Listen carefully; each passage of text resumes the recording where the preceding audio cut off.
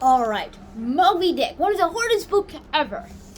Let's get started on today's episode from chapter 71 all the way to chapter 105. 35 chapters in a short 6-minute video. At least I hope it's 6 minutes. Maybe it'll be 7 minutes, but who cares? I'm just gonna go at 6 minutes. Alright, from chapters 36 to 105, there is a lot to talk about. 105 to be precise. Really, it's a long video. In chapter 71, it starts off with the title called Jerobrand's Story, where, Ab actually just talks about another whale called Jerobrand. And also it turns out, actually, the Jerobrand is another ship, a whaling ship I meant to say. Not a whale, but a whaling ship. And while Ahab was talking about whales, the ship Jerobrand came in and was called clean, spotless and clean, meaning it has no whale oil on it, and they're desperate for some, so that at least they can get some profit, which they desperately needed to survive. And just as the moment as the Jerobrand, which is full of plague, went right next to the Pequod, they found whales immediately, almost immediately. And then they went up to find them, and the Pequod was able to hunt a sick whale before the Jerobrand got one. It turns out that the sick whale had something in its stomach, and then they realized that the whale was sinking the ship, so they had to cut it loose. Wang, wang, wang, wang.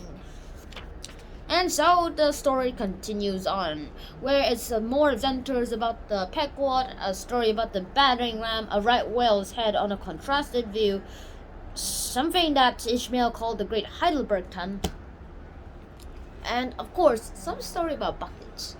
Yes, buckets.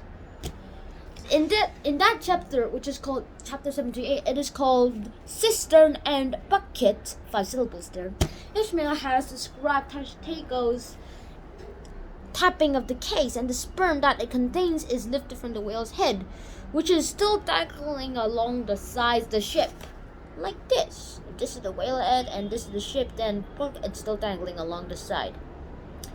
And so which is at least 20 feet deep, and in panic, Dagu clears the tangled lines and tries to get a line inside the head to Tashtego, but the tackle holding the head aloft actually breaks, and also a great mass falls onto the ocean. And Quigok dies and manages to save Tashtego by cutting into the slowly sinking head and delivering Tashtego as if Quigok was delivering a baby. Yeah, that was pretty weird and awkward, especially for Tashtego. That was awkward. And that happens a lot in this. I mean, accidents will happen if you're on a whaling ship, and whales are dangerous. They're not rare nowadays, but when this book was written, it was pretty much that whales were very common back then. So the whaling industry was like, meh, whales will keep thriving. And then eventually they realized that they were killing whales faster than the whales could breed. So I just went to grab the cat. And that's pretty much about it. Except that it's not it. Well, okay, you can't go. Okay, you can go. Then they found chapter 103 was literally called the fossil whale, for several reasons. One of them is because chapter 104 means that Ishmael actually admits that he has been manhandling the whales in his description, but he says that he's doing the best for what he knows. Okay, just cover the camera and I'll do the surprise,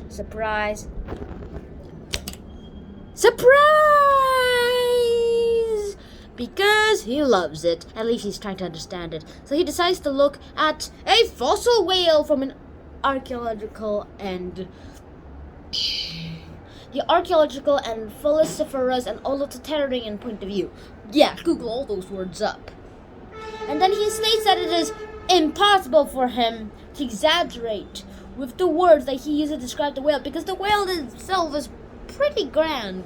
We'll skip that chapter and let's move all the way to our last chapter, chapter 105, called Does the Whale's Magnitude Diminish? Will he perish? Actually, let me try it again. Does the whale's magnitude diminish? Will he perish? 14 syllables.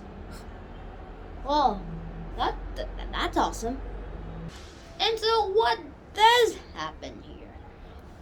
In this chapter, in awe of this subject, Ishmael finally admits defeat in his attempts to capture the whales through description. Now he questions whether such a fabulous monster should remain on the earth, and if, as reports have it is, the size is diminishing over time. And based on the fact that man and other animals have actually grown larger throughout history, Ishmael believes that it's not likely that a whale has diminished in size. As for the whales continuing for survival, that's pretty much diminishing. And Ishmael himself says that the whales may not travel in herds anymore, and though their haunts may have changed, they remain nonetheless. Basically meaning, we need to protect the whales. They are still surviving, yes, but they won't be here for long. At least that's what I think he's trying to say. And that is where the story ends.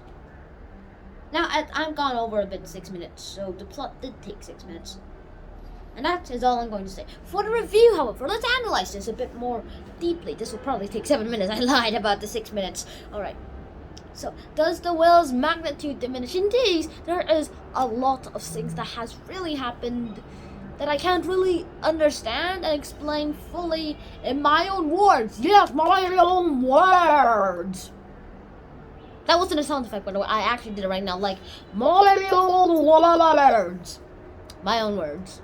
Skip that part. There's more to it than you can think of. We'll get into more analysis of it when we get to the whole book review, which will be coming soon, I'm pretty sure. So, I hope to see you guys in the next episode. Shine out, peace. And away, at least from many ways I've seen Han Green put up his glasses, like blah blah blah blah blah blah blah blah blah blah blah blah blah blah. Ridiculous. Okay, bye guys. Hello? Hello? Hello? Hey! This is a case!